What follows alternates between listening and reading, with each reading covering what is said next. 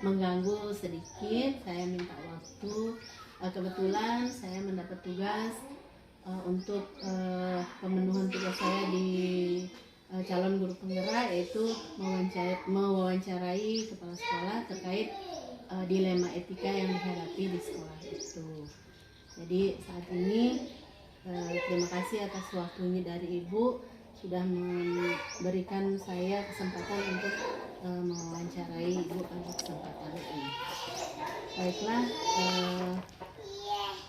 saya akan mulai. Yang pertama, kira-kira selama ini bagaimana Ibu dapat mengidentifikasi kasus-kasus yang merupakan dilema etika ataupun merupakan rujukan moral? Terima kasih atas kesempatannya, karena Ibu Guru sudah mempercayakan mewawancarai saya dalam kasus ini.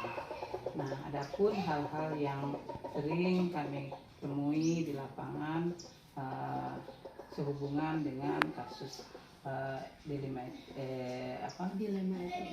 etika, misalnya kami Ibu Guru sendiri kan tahu bagaimana TK itu berdiri. TK itu sebenarnya berdiri atas dukungan pemerintah dan juga masyarakat.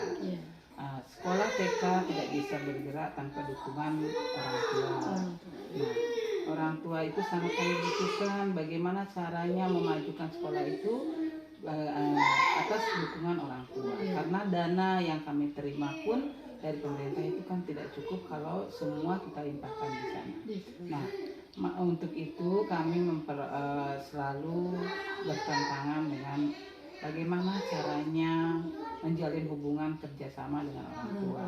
Karena melihat kondisi orang tua anak-anak kami yang sekolah di TK Saraswati, kan Ibu sendiri sudah tahu bahwa di sini sumber dayanya, misalnya orang tua penghasilannya itu pekerjaan mereka semua itu sebagian besar adalah petani.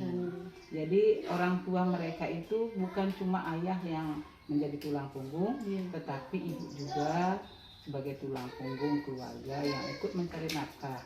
Jadi kalau ketika pihak sekolah membutuhkan bantuan dari orang tua yang berupa tenaga, misalnya itu yang menjadi kendala kami, bagaimana caranya pihak sekolah mengundang dengan cara lisan, dengan cara tertulis. Yang hadir kan di sekolah itu kan misalnya muridnya sejumlah 30 yang hadir, yang kami undang paling yang hadir 5-10. Nah, tidak pernah Nah, itu yang jadi kendala buat saya selaku pimpinan. Kalau saya tidak mengundang mereka, kami pihak sekolah butuh kehadiran mereka. Berarti kira-kira dilema apa yang Ibu hadapi dari keadaan tersebut? Iya. Nah, yang paling jadi beban saya itu adalah yang saya undang itu yang hadir hanya itu saja. Yang tidak hadir, mereka itu tidak pernah mau tahu apa yang terjadi di sekolah. Pedulilah ya. Itu yang menjadi beban saya selaku pimpinan. Dilema yang terjadi itu yang memang sangat berat, entah bagaimana caranya. Tapi mohon maaf Ibu Guru, karena ini kejadiannya mungkin tidak dari awal sekolah ini berdiri.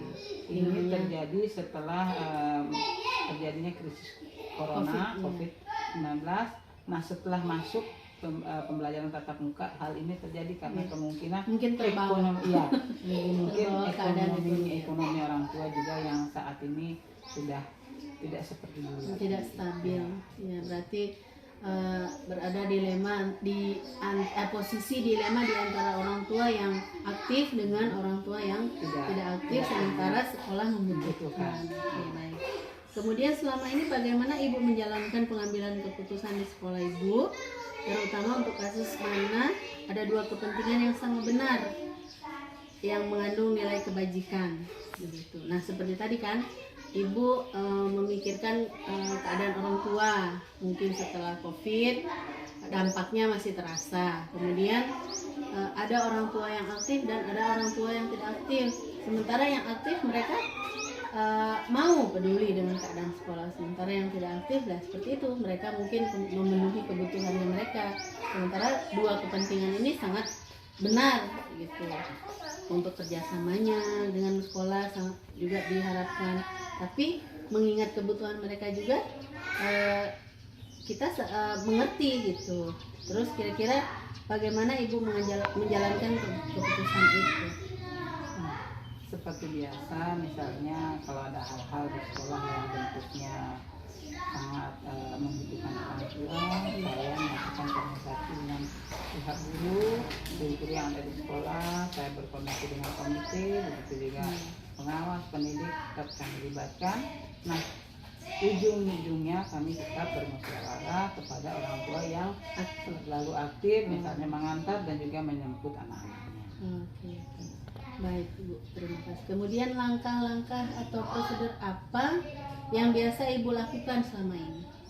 Nah, untuk mengantisipasi jangan sampai teman-teman kita yang rajin, orang tua yang rajin datang ke sekolah merasa bosan dengan keputusan setiap saat melibatkan mereka hanya mereka saja. Terkadang setelah rapat dengan guru-guru, setelah mengambil keputusan dengan teman-teman yang orang tua yang aktif, kami terkadang mengambil keputusan bagaimana saran mereka, apakah yang kami butuhkan itu misalnya tenaga dari orang tua, termasuk akan bisa dilimpahkan didanai.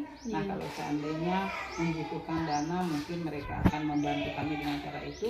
Apapun yang harus dikerjakan di sekolah, jadi kami mengambil kesimpulan seperti misalnya pembuatan halaman, harusnya kan orang tua kita melibatkan komite, melibatkan orang tua. Nah, karena kesibukan mereka, kita ambil ke jalan tengah, kita ambil bus, kita bayar bus gitu, tapi dengan musyawarah orang tua. Oke, berarti intinya tetap ada komunikasi dan koordinasi dengan orang tua yang terlebih orang tua yang aktif. Oke, baik. Kemudian hal-hal apa saja yang selama ini Ibu anggap efektif dalam pengambilan keputusan pada kasus-kasus dilema etika tersebut? Kira-kira hal efektif apa yang Ibu lakukan untuk pengambilan keputusan?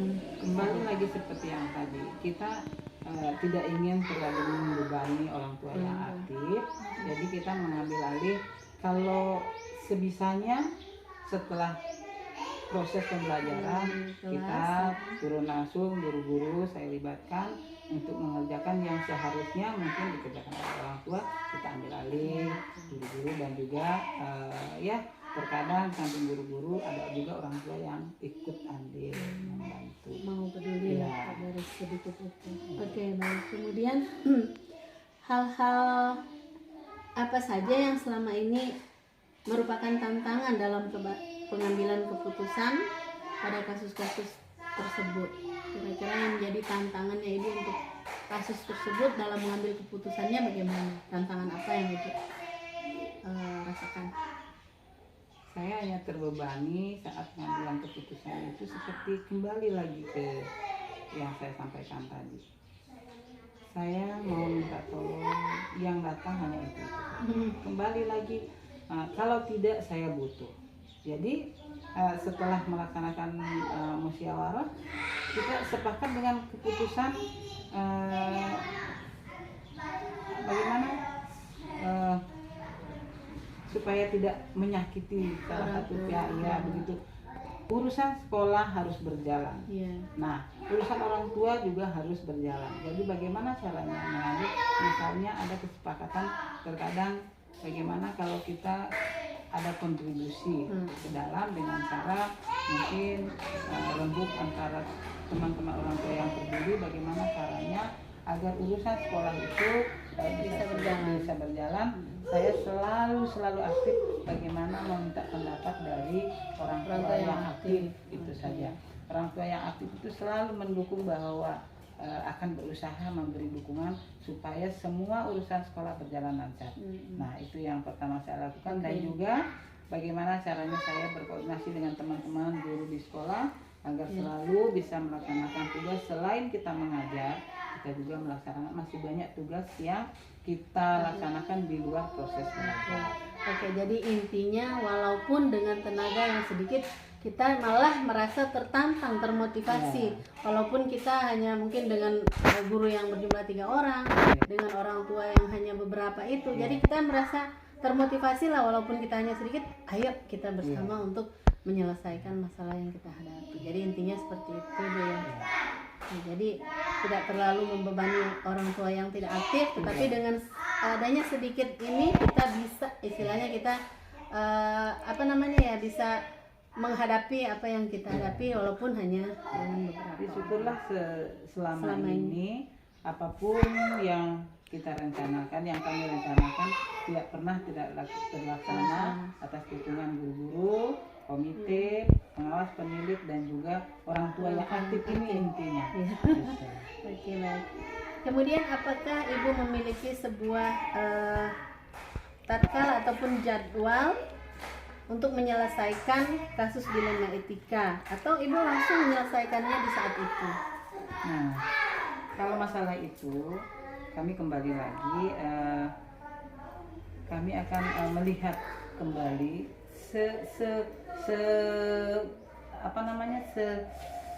sejauh mana bukan istilahnya segenting keperluan permasalahan yang kita hadapi. Kembali lagi ke kasusnya. Misalnya ke kasus awal, misalnya kalau masalah yang kita hadapi harus memerlukan koordinasi dengan orang tua, saya tetap melaksanakan. Saat itu juga saya selalu mengumpul orang tua yang aktif. Misalnya sambil menunggu anak-anaknya pulang, saya ajak duduk orang tua yang hadir itu duduk untuk menyampaikan kendala apa yang saya hadapi di sekolah. Nah, setelah saya ketemu dengan orang tua, saya akan sampaikan kepada guru-guru apa yang saya sudah sampaikan ke orang tua, dapat masukan dari orang tua, baru kalau guru-guru bisa bantu kita laksanakan, bisa mendukung program itu, baru terlaksana. Jadi intinya kembali lagi ke masalah yang dihadapi. Kalau memang perlu jadwal untuk dirapatkan, kita rapatkan. Kalau bisa sekiranya kita mengambil kebijakan dengan orang tua yang hadir, kita bisa ambil keputusan saat itu juga. Tapi masalah jadwal, misalnya rapat, kita kan punya setiap rapat khusus dengan orang tua awal semester dan juga saat penyerahan raport itu rutin yang kami laksanakan. Tapi untuk kasus tertentu sesuaikan dengan kebutuhan yang kita hadapi. Nah, untuk berikutnya Ibu, kira-kira adakah seseorang atau faktor-faktor apa yang selama ini mempermudah atau membantu Ibu dalam pengambilan keputusan? Nah, itu yang paling tepat, paling sangat faktor yang pertama memudahkan saya mengambil keputusan. Yang pertama adalah rekan guru, yang kedua karena apapun masalah kami di sekolah tetap kami melibatkan komite itu. Lalu setelah kita rapat guru, komite dan juga orang tua, intinya tetap kita harus ketemu orang tua, saya baru menyampaikan ke pengawas dan penilik yang menaungi sekolah ini. Oke, baik. Berarti intinya tetap melibatkan warga sekolah. Oke, dari semua hal yang telah disampaikan, kira-kira pembelajaran apa yang dapat Ibu petik dari pengalaman Ibu mengambil keputusan dilema etika tersebut? Dari sekian permasalahan yang saya hadapi untuk melaksanakan proses pendidikan di sekolah ini, pengambilan keputusan yang paling saya sering lakukan dan mempermudah langkah saya itu adalah bagaimana tetap saya koordinasi musyawarah dengan pihak sekolah, baik komite, rekan guru, orang tua, dan juga tidak lepas dari pengawasan dari ibu pengawas dan juga penilik. Itu tetap saya lakukan. Jadi intinya tetap ada koordinasi ataupun komunikasi lagi dengan pihak-pihak yang terkait dari seluruh warga sekolah, walaupun hanya beberapa orang tua itu. Jadi tetap kita kembali lagi ke komunikasi yang baik lah istilahnya. Oke. Baik, mungkin hanya itu Ibu. Terima kasih atas waktunya. Silakan melanjutkan aktivitasnya. Terima kasih. Om Santi Santi Santi Om. Selamat siang.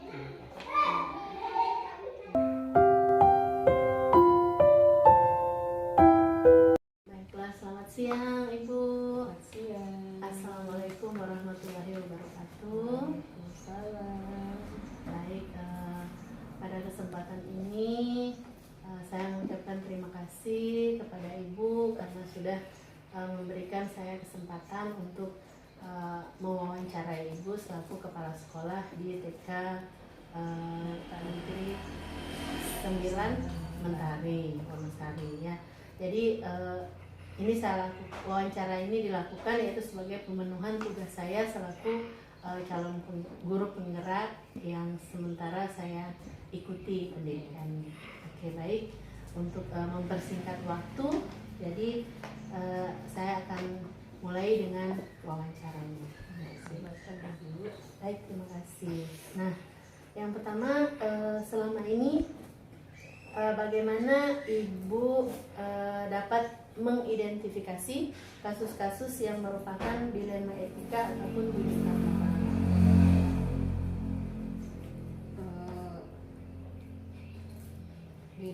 Di sekolah saya ada satu kasus yang saya hadapi, yaitu mengenai guru-guru saya di sekolah. Ya. Di dalam di sekolah itu terkadang guru-guru ini lalai di dalam melaksanakan tugas mereka sebagai guru. Yang ternyata guru-guru ini kan kasihan juga mereka. Mereka bukan serta-merta semuanya PNS.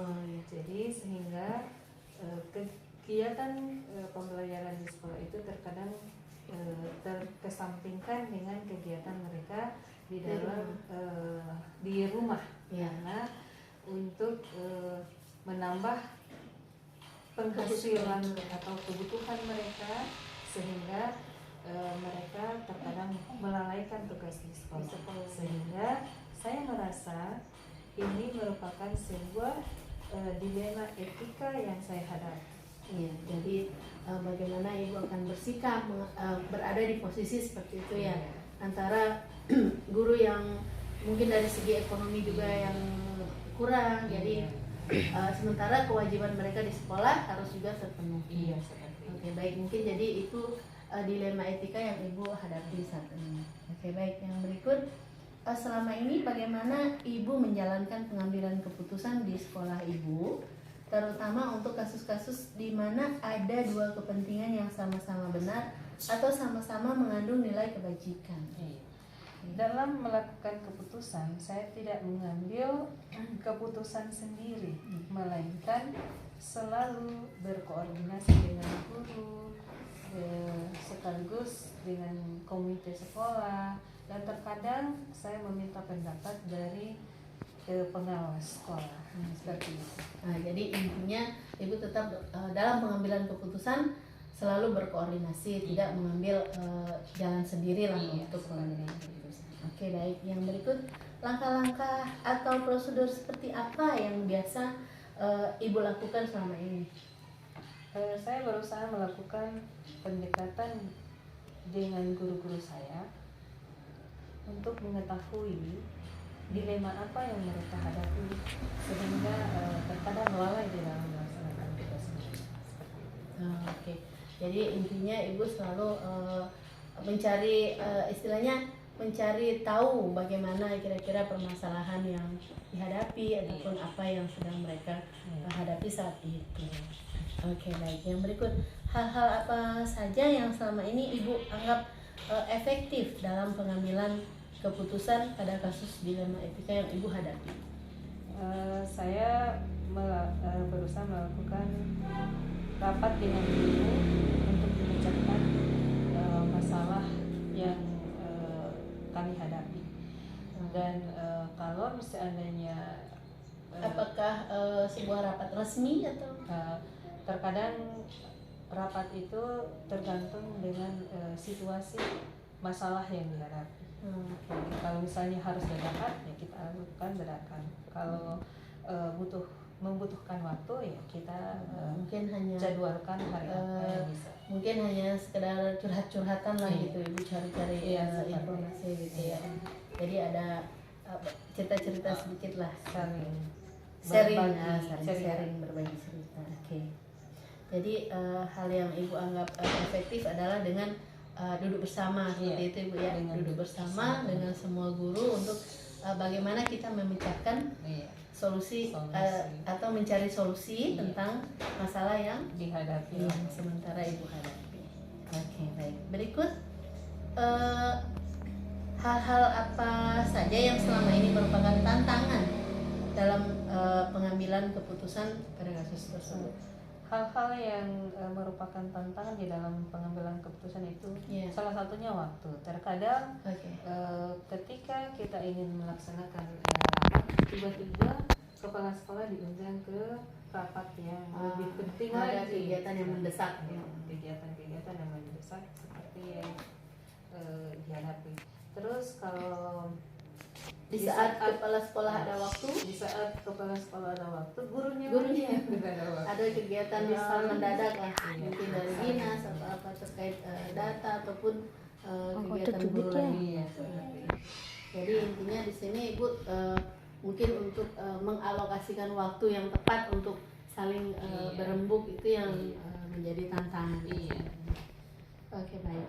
Kemudian apakah Ibu memiliki sebuah jadwal tertentu untuk sebuah penyelesaian kasus dilema etika? Apakah Ibu langsung menyelesaikan pada saat itu juga? Jika bertemu dengan kasus, misalnya Ibu langsung menyelesaikannya itu, ataupun sekiranya ada waktu, misalnya cari waktu khusus untuk, ataupun ada jadwal khusus untuk menyelesaikannya. Seperti yang saya katakan tadi, tergantung permasalahan yang dihadapi.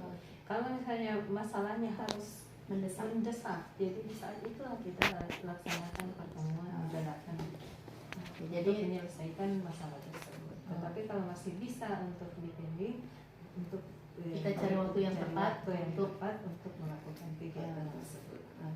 Jadi tergantung dari masalah yang dihadapi. Jadi itu langkah yang Ibu ambil. Jadi tidak serta merta kita lihat dulu apakah masalah itu mendesak untuk dihadapi atau diselesaikan. Nah, akhirnya bagaimana Ibu bisa membijaksanai untuk penyelesaian. Oke, baik. Yang berikut, adakah seseorang atau faktor-faktor apa yang selama ini mempermudah atau membantu Ibu dalam pengambilan keputusan dalam kasus dilema etika tersebut? Yang mempermudah dalam pengambilan keputusan yaitu terutama guru-guru, terus pengawas, dan komite sekolah. Kadang-kadang kalau misalnya dimintakan pendapat seperti itu. Baik, karena sekolah itu tidak berdiri sendiri kan, jadi tetap akan ada warga sekolah yang mendukung operasional sekolah ataupun kegiatan yang kita lakukan di sekolah. Jadi apapun keputusan yang akan kita ambil ataupun permasalahan yang ada di sekolah itu bisa dipecahkan dengan dengan melibatkan seluruh warga sekolah maupun sesekali ada dari pengawas. Oke, baik. Nah, yang terakhir ini Bu, dari semua hal yang telah disampaikan, pembelajaran apa yang dapat Ibu petik dari pengalaman Ibu mengambil keputusan dilema etika ini? Dari pribadi saya sendiri, di dalam setiap pengambilan keputusan itu saya mendapatkan pengalaman yang sangat luar biasa, yaitu terutama kesabaran, baru keikhlasan, kemudian kelapangan dada di dalam setiap mengambil keputusan ini. Jadi di diri kita sendiri lah untuk pengalaman-pengalaman itu lebih sabar lagi dalam menghadapi semua masalah yang terjadi. Karena intinya yang kita hadapi adalah guru, dan guru juga itu masih manusia dan punya hati nurani, dan kita juga manusia. Iya, jadi kita memposisikan diri seandainya bagaimana kalau kita berada di posisi seperti itu, mungkin kita juga akan melakukan hal yang sama. Apa yang dilakukan mereka ini? Jadi kalau kembali kepada diri kita. Jadi kita lebih berbesar hati, mungkin lebih ikhlas, atau lebih bijaksana lagi lah dalam pengambilan suatu keputusan, apalagi yang menyangkut dua nilai kebajikan yang saling bertentangan. Oke, baik. Jadi Sekian dulu Ibu, terima kasih atas waktunya dan selamat siang. Waalaikumsalam warahmatullahi wabarakatuh. Waalaikumsalam.